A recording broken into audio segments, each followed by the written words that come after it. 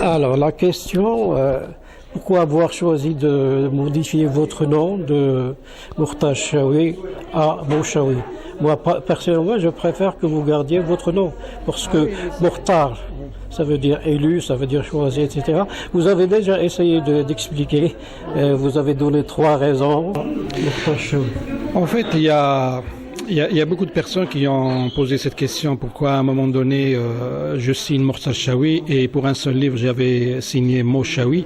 C'était pour des raisons strictement littéraires, parce que il fallait créer un personnage dans le roman et que ce personnage soit l'écrivain lui-même. Donc je n'ai pas préféré lui donner le nom entier. Donc j'ai choisi Mochaoui.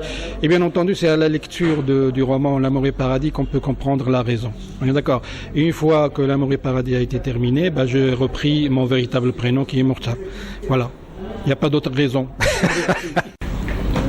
Bonsoir. Alors, mes impressions, c'est que Monsieur Mourtaj Chaoui a réuni un grand nombre d'admirateurs et d'admiratrices dans le bon sens du terme, c'est-à-dire qu'il a laissé autour de lui, en tant que professeur d'abord, je vois d'excellents souvenirs, beaucoup d'appréciation, sans doute rarement aussi bien mérité, parce que je suis sûre qu'il est sérieux, je suis sûre qu'il fait son travail avec grande conscience.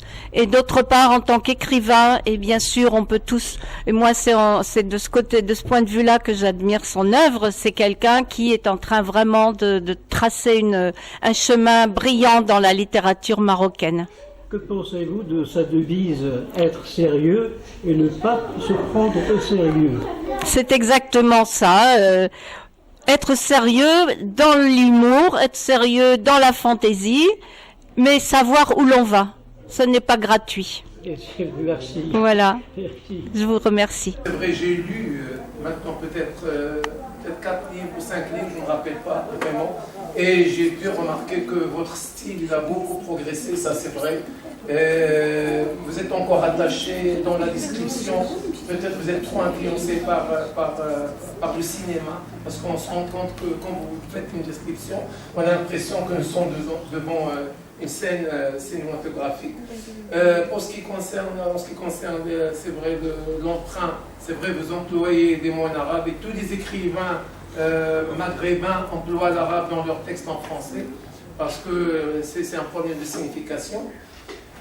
Sinon, j'aime en vous aussi une chose, c'est que vous êtes très tangérois dans l'âme, comme vient de dire M. Khalifi. Et c'est vrai, parce que vous portez en vous cette volonté, parce que ça vous dérange aussi de voir l'environnement tangérois a tellement changé. On a détruit beaucoup de choses de l'histoire de Tanger. Ça aussi, ça me touche, parce que j'ai vécu beaucoup d'années à Tanger. Et ça, moi, je le salue aussi en vous. Sinon, la question, maintenant, la langue et la réflexion, vous savez, la langue, des fois, c'est maternel. Donc, c'est la langue maternelle qui ressort.